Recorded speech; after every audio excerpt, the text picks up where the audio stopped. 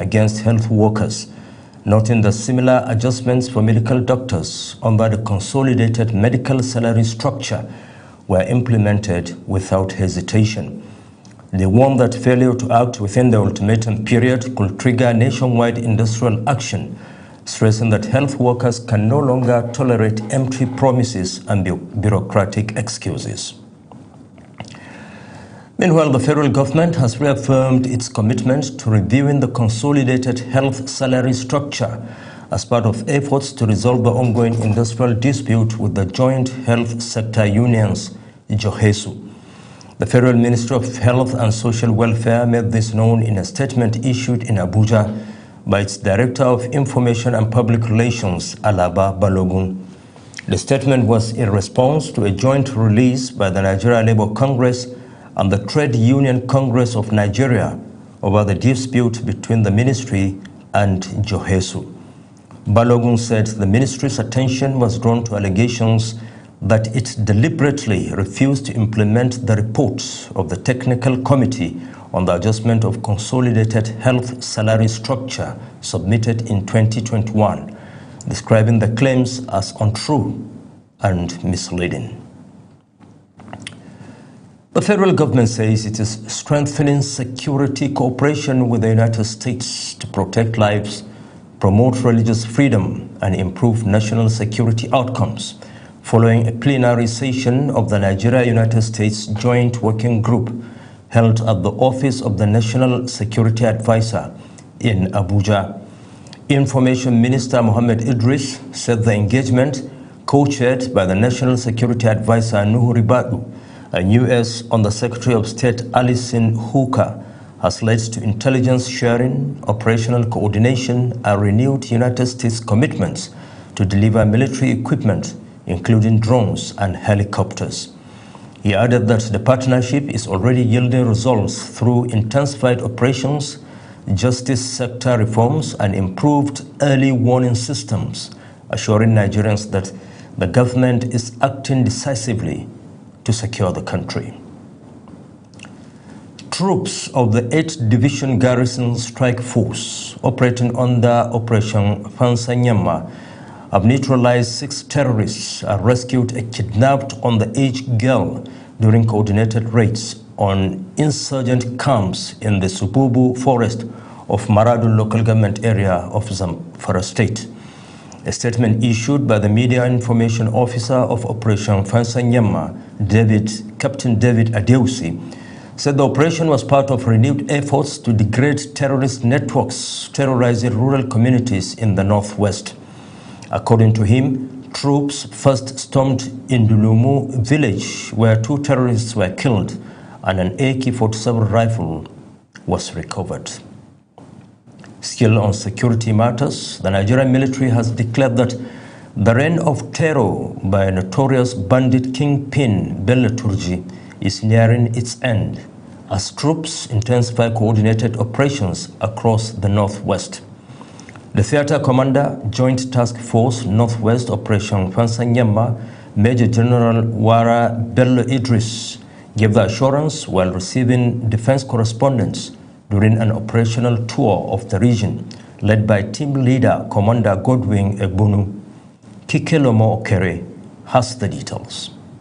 The Theater Commander, Joint Task Force Northwest Operation Fansanyama, Major General Bello Idris says troops under Operation Fansanyama have sustained intelligence-driven offensives, degrading bandit strongholds, cutting off logistics routes, and neutralizing key collaborators in close synergy with other security agencies to attack and apprehend wanted criminals. He disclosed that recent operations have resulted in the recovery of arms and ammunition, destruction of bandit camps, and restoration of free movement along previously threatened routes, significantly weakening the operational capacity of 2G network. The Theater Commander stressed that the armed forces are not focused on containment, but on the total eradication of terrorist elements, reaffirming the military to resolve to deploy all available manpower and equipment to permanently end insecurity in the region.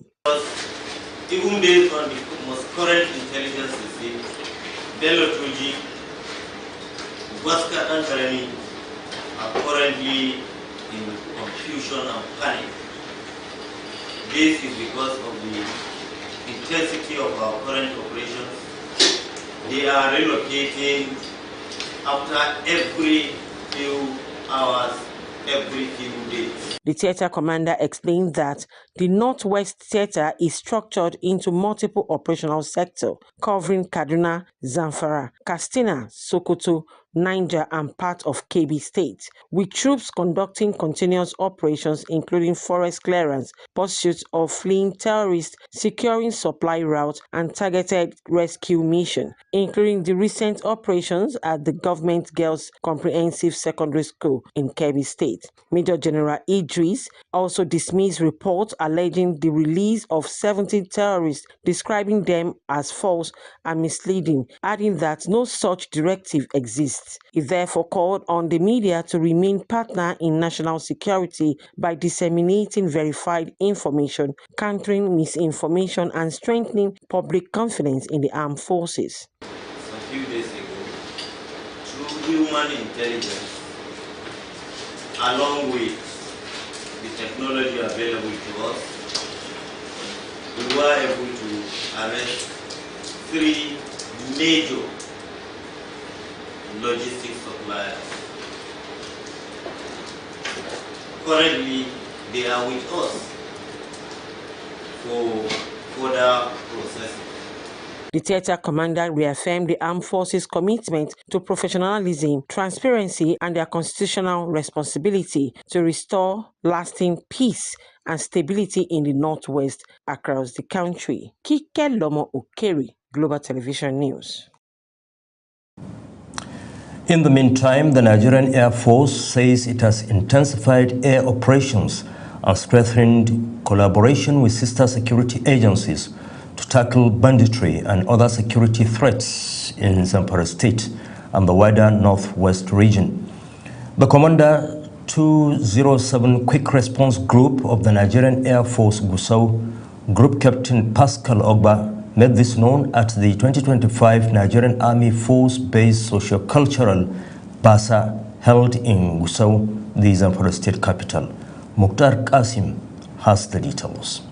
The annual BASA program is designed to promote unity, cultural integration, and cordial civil-military relations between the Nigerian Air Force and host communities.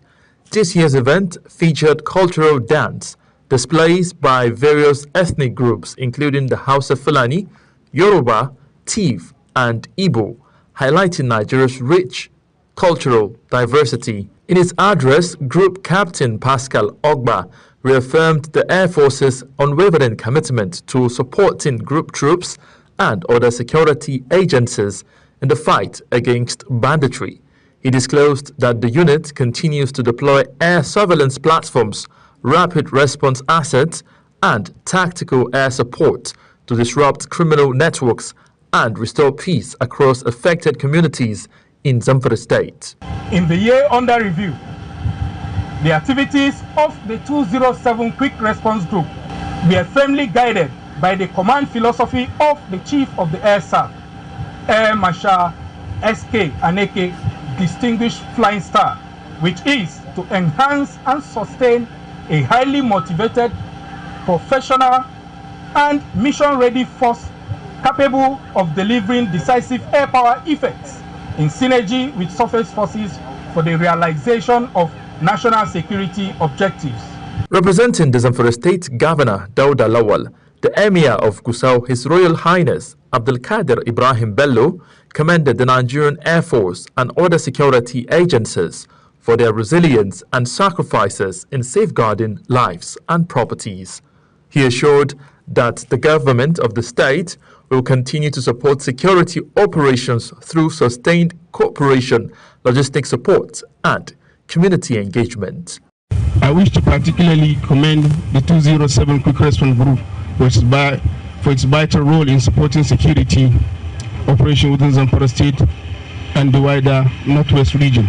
On behalf of the government and the people of Zamfara State, I express our profound appreciation for your courage, sacrifice, steadfast commitment to the protections of lives and property.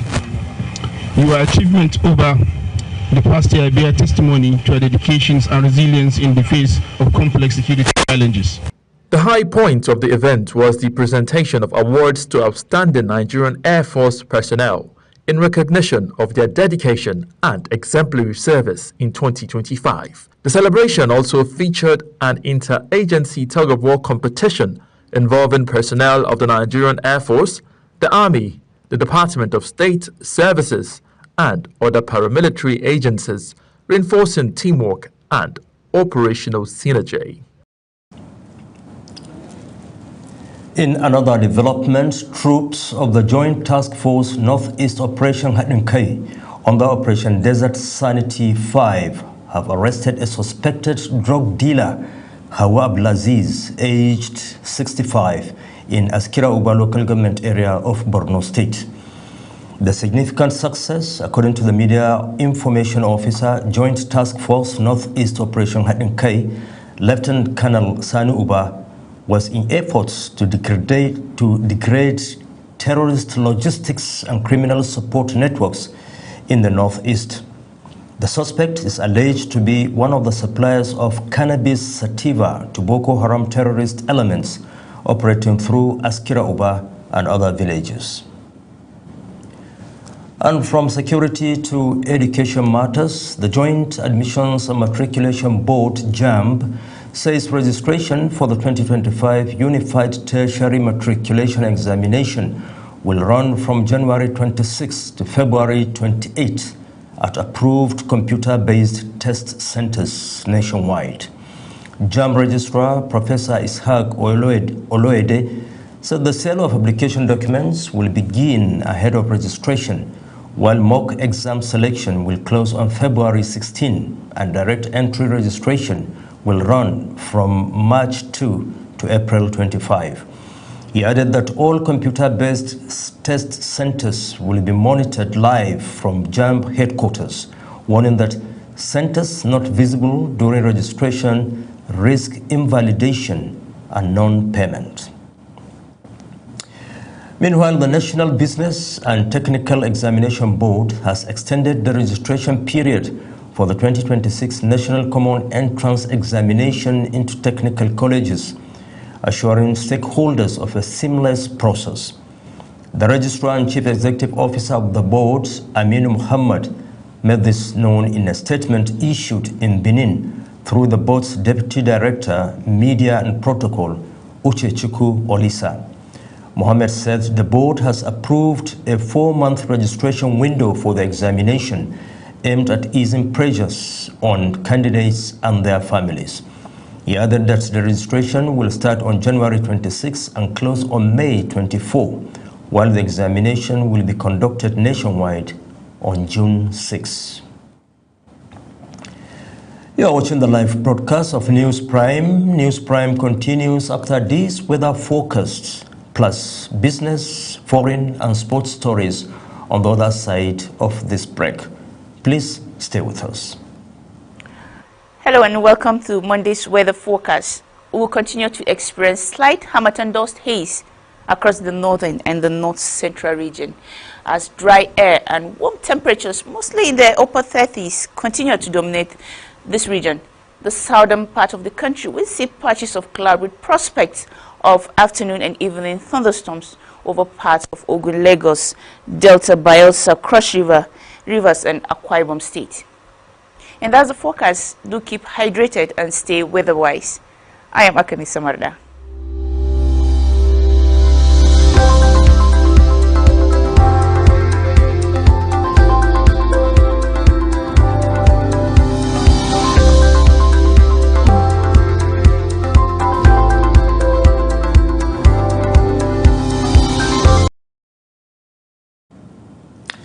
You're welcome back.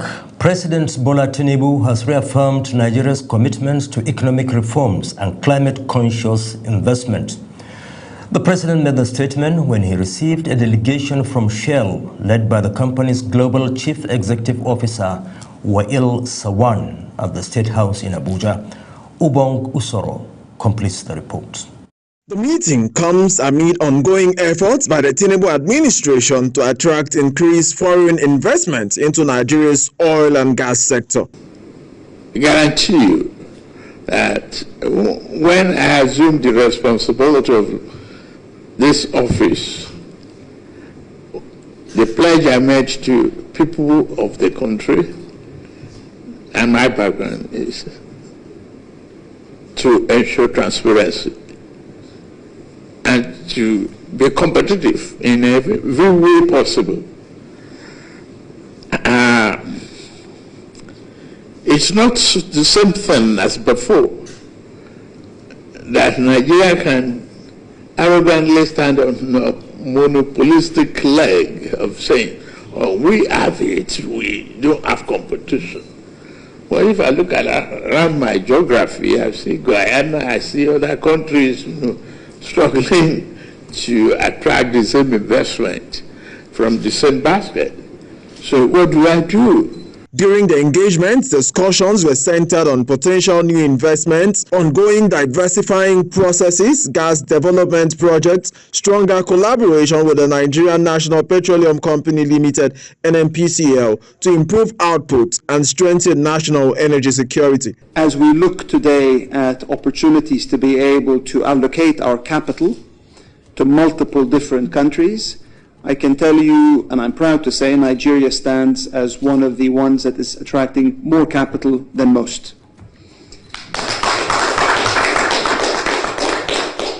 That, Your Excellency, is honestly due to one reason. It is your leadership.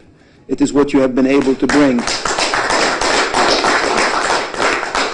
And that leadership, I would also say, has put many of the people that we are working with, your team, are amongst the best that we are dealing with anywhere in the world, and that professionalism allows us to be able to have the confidence, and I would say our partners as well, to have the confidence to continue to invest. Mr. Sazan commended Nigeria's growing focus on climate-related investments and reforms, noting the importance of creating a stable, investor-friendly environment for long-term energy development.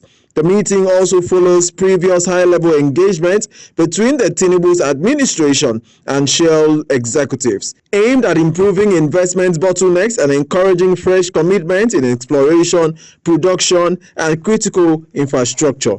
Ubong Usoro for Global Television News. The Office of the Tax Ombudsman has assured Nigerian taxpayers of improved protection and fair treatment as it begins implementing guidelines aimed at safeguarding taxpayer rights, strengthening trust, and enhancing voluntary tax compliance.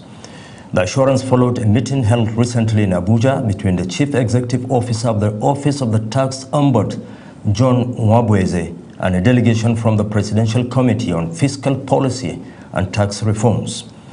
The delegation was led by its chairman, Taiwo Oyedele, and included the Executive Secretary of the Joint Revenue Board, Olusegun Adesokon, according to a statement issued by the Chief Press Secretary to the Tax Ombudsman, Chukudi Ashife. Welcoming the delegation, Nwabweze described the Office of the Tax Ombudsman as a newly established independent mediator and arbiter committed to promoting fairness and transparency in Nigeria's tax system. He said the office was designed to help improve the investment climate and enhance Nigeria's competitiveness in line with the renewed hope agenda of the administration of President Bola Tinubu. We move to the foreign scene where Syrians in the northeast of the country have welcomed an extended ceasefire of 15 more days between the military and the Kurdish-led Syrian Democratic Forces, SDF, a day after its announcement. Government troops have seized large swaths of northern and eastern territory in recent weeks from the SDF in a rapid turn of events that has consolidated the rule of President Ahmad al-Shara's administration as Syria seeks internal stability and reintegration into the international community and the economic revival that it hopes comes with it. The eruption of fighting has rocked a nation trying to recover from nearly 14 years of war. The truce extension has offered a respite as the army closed in on the last SDF strongholds last week. Al-Sharaa abruptly announced the ceasefire on January 17, giving the SDF until Saturday night to lay down its arms and come up with a plan to integrate itself into the army or to resume fighting. Protests have erupted in Minneapolis after federal immigration agents shot and killed a 37-year-old U.S. citizen during a controversial enforcement operation, sparking fresh anger and calls for accountability. Here is Mukhtar Qasim with the details. Hundreds of demonstrators gathered along streets in Minneapolis following the fatal shooting of Alex Pretty, an intensive care nurse, by a federal agent on Saturday, the second such deadly incident in the city in recent weeks amid a surge in immigration enforcement. The rallying crowd chanted "ICE out now" and confronted officers braving icy temperatures, with local residents demanding justice and an end to the federal operation that has heightened tensions between state leaders and national authorities. ICE out! ICE out! ICE out! ICE out! ICE out! Come out in droves when George Floyd was murdered. Officials have offered conflicting accounts of the shooting, with federal authorities saying agent acted in self-defense, while bystander videos and city leaders dispute the narrative and have called for independent review. With the incident drawing national attention and solidarity protests across the United States, the investigation into what happened continues amid rising public frustration and urgent demands for transparency. Mukhtar Qasim, reporting for Global Television News. And now sports, and we begin with Nigeria, where the Nigeria Premier Football League has dropped 15 places to 91st in the latest International Federation of Football History and Statistics World League rankings for 2025. The league accumulated 171.75 points, falling outside the global top 90 and highlighting declining competitiveness compared to other domestic leagues worldwide. Despite the drop, Nigeria still ranks 12th in Africa on the CAF's 5-year ranking system, allowing 2 teams to compete in continental club tournaments. A senior German Football Association official says discussions should begin on a possible boycott of the 2026 FIFA World Cup following recent actions by U.S. President Donald Trump. The vice president of the association, Oke Gottlich, cited rising diplomatic tensions after Trump's comments on Greenland and tariff threats against European nations, including Germany. While France has ruled out a boycott for now and Denmark remains cautious, the comments signal growing unease among European football authorities. And with that, we conclude News Prime, but before we go, here's a recap of our top stories. We told you that the federal government has reaffirmed its commitment to reviewing the consolidated health salary structure as part of efforts to resolve the ongoing industrial dispute with the joint health sector unions, JOHESU. And in business, President Bola Tinubu has reaffirmed Nigeria's commitment to economic reforms and climate-conscious investments. On the foreign scene, Syrians in the northeast of the country have welcomed an extended ceasefire of 15 more days between the military and the Kurdish-led Syrian Democratic Forces, SDF, a day after its announcement. And in the world of sports, the Nigeria Premier Football League has dropped 15 places to 91st in the latest International Federation of Football History and Statistics World League rankings for 2025. A quick reminder that Global TV is on DSTV channel 365 and StarTimes channel 276. Kindly follow us across all social media platforms now showing on your screen using @GlobalTVNG. I'm Sheikh Said, wishing all of you a productive week.